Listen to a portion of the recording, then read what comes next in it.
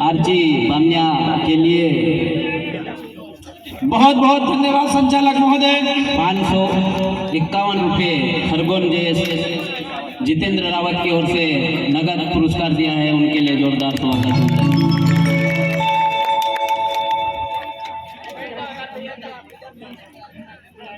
मंच तो बनाना ही है, मंच के ऊपर हमारे आदिवासियों के महानायक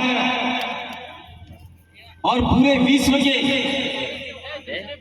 एक जाबाज सिपाही और भारत के रॉबिन हुड टंटिया भील का मंच है। इस मंच के मार्फत से और पूरे भील प्रदेश के मार्फत से मैं आप सभी को हुल जोहार, जय आदिवासी कहता हूं। साथियों, ये जो कार्यक्रम 3 दिन से चल रहा है और इस 3 दिन के कार्यक्रम में हम लोगों ने बहुत सीखा। साथ साथ में जो हमारे आदिवासियों के महानायक टंटिया भील की मूर्ति स्थापना का जो कार्यक्रम अलीराजपुर जिले में भाई दितेश जी पटवारी और उनकी टीम ने जो जिस प्रकार का जज्बा दिखाया, उसको हम लोग राजस्थान की धरती अर्थात भील प्रदेश की धरती से आप सभी को धन्यवाद देना चाहते हैं। साथियों, आज से कुछ साल पूर्व इवन ये मान लीजिए आप लोग 2012 से पहले जितने भी जिले हैं, जितने भी देश के आदिवासी इलाके हैं, उस आदिवासी इलाकों में एक भी आदिवासी का पुतला नहीं था, एक भी आदिवासी नाम का चौराहा नहीं था। लेकिन 2012 के बाद में पूरे देश में एक प्रकार का भूचाल आया और जगह जगह गांव गांव फलिए फलिए और इवन यहाँ तक बाजार के अंदर आदिवासी पुरखों के पुतले, आदिवासी पुरखों के स्टेचू आप लोगों ने लगाए और पूरे देश के 15 करोड़ आदिवासियों ने लगाए। यह आदिवासी परिवार जैस और जितने भी आदिवासी सामाजिक संगठन है, उन सब की जीत है। हमारे जो पुरखे हुए हैं, उनकी जो मंशा थी, उनकी जो इच्छा थी, वो इच्छा कहीं कहीं कभी कुछ थी और हम लोग पढ़ लिख कर संविधान के मार्फत से, लोकतांत्रिक के मार्फत से हम लोगों ने हमारे जो महापुरुषों के जो स्टेचू लगाए हैं, तो अन्य समाज के पेट में मरोड़ पड़ रही है। वो चाहती है कि आदिवासियों के स्टेचू नहीं लगने चाहिए। वो जिस प्रकार से हमारे पुरखों की पूजा करते आए थे, हमारे पुरखों की आराधना करते आए थे, हमारे पुरखों की गाथा गाते आए थे, ठीक उसी प्रकार से आने वाले आदिवासी भी गैर आदिवासी के महापुरुषों की पुतले की पूजा की करे। ये उन लोगों की मंशा थी। लेकिन यहाँ पे जैन संगठन और आदिवासी परिवार और जितना भी हमारा मध्य प्रदेश, गुजरात, राजस्थान, महाराष्ट्र का इलाका है, उस इलाके के अंदर तमाम संगठनों ने एक प्रकार का कारनामा कर दिखाया, जो हमारे महापुरुषों ने सपना पहले से देखा था। हम लोग देखते आए हैं। अभी हमारे मंच संचालन में मैं सिर्फ 10 मिनट ही बोलूंगा, ज्यादा समय नहीं लूंगा आपका। राजस्थान से आया हूं और कोई राजस्थान अलीराजपुर ये कोई अलग स्थान नहीं है। जितने आदिवासी अलीराजपुर में है, उससे ज्यादा आदिवासी डूंगरपुर में है और उससे भी ज्यादा आदिवासी पूरे भील प्रदेश में है। इसलिए हम लोग सिर्फ मात्र टंटिया भील का मूर्ति लगाकर और हम लोग खुश हो जाएंगे, ताली बजा लेंगे। लेकिन टंटिया भील की जीवन की जो गाथा है, जीवन का जो इतिहास है, वो इतिहास पूरी तरीके से किताबों में छापा नहीं गया। छापा गया तो किसी आदिवासी ने नहीं छापा, किसी अन्य ने छापा। तो जो मूल जानकारी है, वो जानकारी अभी तक हमारे पास पहुंची नहीं है। मैं कुछ समय पहले टंटिया भील का एक किताब पढ़ रहा था। उस किताब के अंदर मैंने पढ़ा कि टंटिया भील के जो माता पिता थे, वो एक किसी सेठ साहूकार के वहां मजदूरी करके उसमें जमीन में आधा हिस्सेदारी करके अपना जीवन गुजारा करते थे। धीरे धीरे टंटिया भील बड़े हुए और उनके पिता ने कहा कि भाई, मैं आपका हल चला के थक गया हूं, मैं मेरी जमीन पे खेती करना चाहता हूं। तो जो आदमी था, जो उनके माता पिता को फ्री फॉकट में मेहनत करवाना चाह रहा था, उसने कहा थोड़े समय के लिए रुक जाओ। फिर धीरे धीरे टंटिया भील जवान हुए और उनके पिताजी को न जाने किस प्रकार षड्यंत्रपूर्वक फंसाया गया और टंटिया भील ने उस सेठ साहूकार का हल चलाना चालू किया। और बाद में टंटिया भील अलग होकर अपना स्वयं का खेती करना चाहते थे, लेकिन उस सेठ ने टंटिया भील को झूठे मुकदमे में फंसाया, फिर दूसरे में फंसाया, तीसरे में फंसाया, और टंटिया भील ने सोचा कि पूरे आदिवासी इलाके में मेरे आदिवासियों के साथ में शोषण अत्याचार हो रहा है, इसलिए कहीं न कहीं मुझे इसकी आवाज बुलंद करनी होगी। और टंटिया भील ने उस सेठ के सामने अपना जज्बा दिखाते हुए उससे अलग हो गए और अपनी टुकड़ी बना के पूरे आदिवासी पट्टी में आदिवासियों के साथ साथ में जो हमारे साथ में रहते आए दलित समुदाय था, अन्य समुदाय था, उनकी आजादी की लड़ाई टंटिया भील ने लड़ी। और आज क्या हम टंटिया भील के नक्शे कदम पर चल रहे? टंटिया मामा टंटिया भील की जय, शाम होते ही आधा पी लिया, भूल गए। ऐसे टंटिया भील आगे नहीं बढ़ेंगे, ऐसे हमारा समुदाय आगे नहीं बढ़ेगा, इसलिए हमको उनके नक्शे कदम पर चलना होगा। साथियों, जहां तक हमने पढ़ा है टंटिया भील का जो इतिहास है, उस इतिहास में अंग्रेज और जो यहाँ का सामंतवादी लोग थे, उन्होंने टंटिया भील को फंसाने के लिए बहुत सारे इनाम रखे थे। पहले में 100 रुपये रखा, टंटिया भील नहीं माने, 500 रखा, नहीं माने, 1000 रखा, नहीं माने, और अंतिम तक मैंने जो पढ़ा है 1500 रुपये टंटिया भील को पकड़ने वाले को इनाम दिया जाएगा, ऐसा रखा था। और उस जमाने के 1500 रुपये 15 करोड़ के बराबर थे। फिर भी हमारे आदिवासियों ने टंटिया भील को पकड़वाने का काम नहीं किया। लेकिन हो सकता है एक दो आदमी आज भी हमारे समाज में विभीषण बने हुए हैं, उस जमाने में भी टंटिया भील को पकड़वाने का काम किसी अन्य समाज ने नहीं किया, खुद हमारे समाज में से 2 गद्दार लोगों ने किया था। ऐसे गद्दारों की पहचान आज की तारीख में हमको करनी होगी ताकि हमारा समाज आगे बढ़ पाए। करनी पड़ेगी कि नहीं करनी पड़ेगी? ठीक उसी प्रकार से बिरसा मुंडा का भी यही इतिहास है।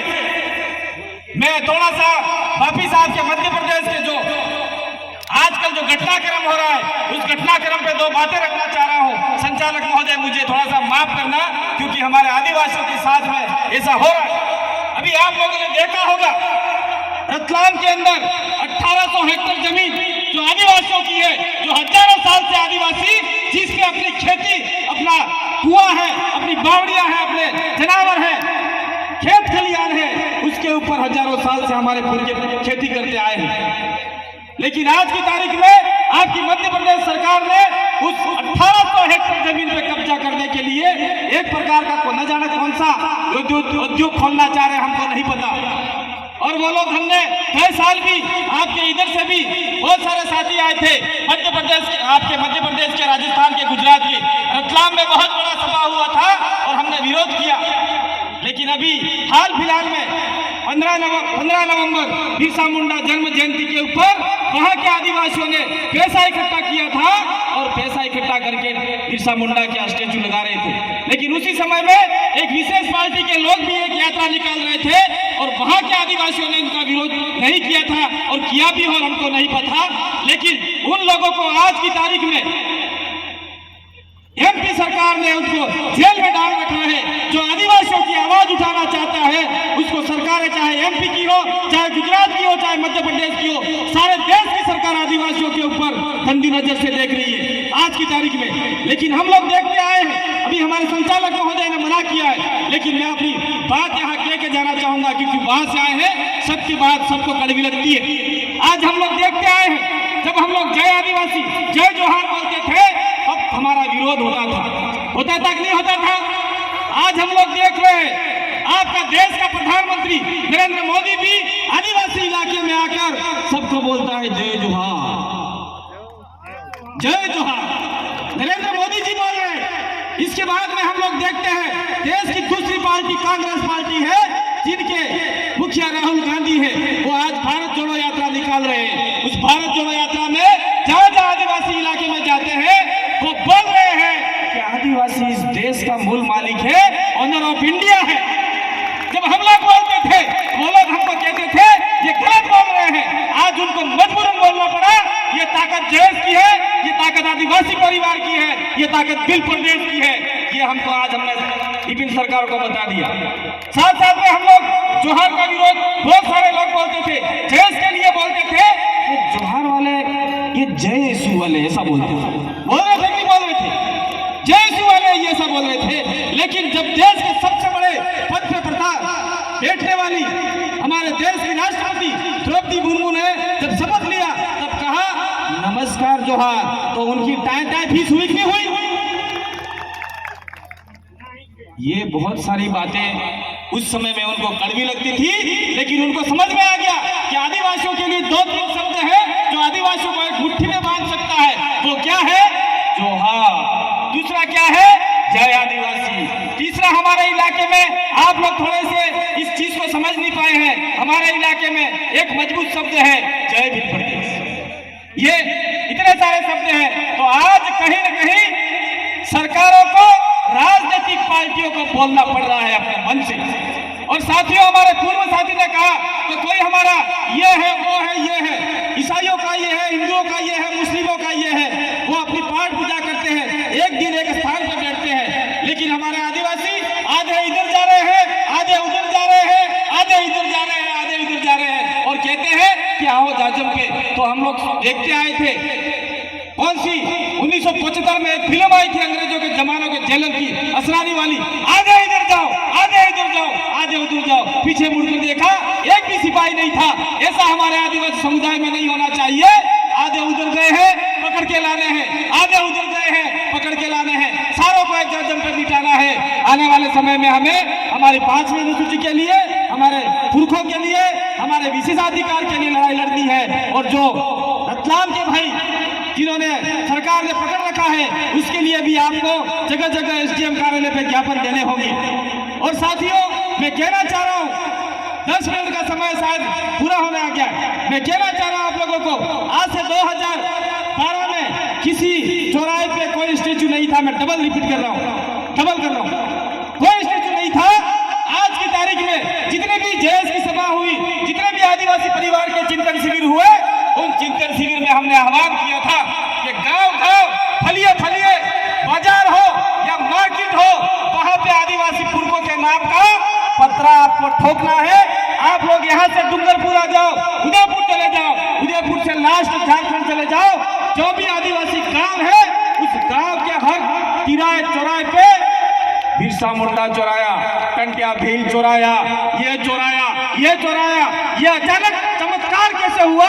ये चमत्कार नहीं हुआ, हमारे पुरखों की आवाज हमारे शरीर में दबी हुई थी, वो निकल के आपके बीच में आ गई। मैं धन्यवाद देना चाहता हूँ। मैं और भी एक बात कहना चाहता हूँ, जिस प्रकार से टंटिया भील का आपने यहाँ स्टेचू लगाया है, तो आने वाले समय में आप लोग ये देख लीजिए, ये अलीराजपुर जिला है, वो अलीराजपुर चिट्टीपुरी हो गई। अलीराजपुर जिला किसी और का नहीं है।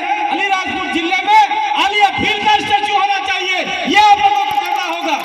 झाबुआ के अंदर जम्मू भील का स्टेचू होना चाहिए। ये आपको करना होगा। चिट्ठी वो समय पूरा हो गया, हम इतनी दूर से आए थे, आपने मंच दिया, इसलिए मैं यहाँ जो मूर्ति स्थापना वाले जो आयोजन टीम है, उनको बहुत बहुत धन्यवाद देना चाहता हूँ। और आने वाले समय में बहुत बड़े कार्यक्रम होंगे, वहाँ हमको ज़्यादा समय मिलेगा तो और ज़्यादा बात बताएंगे।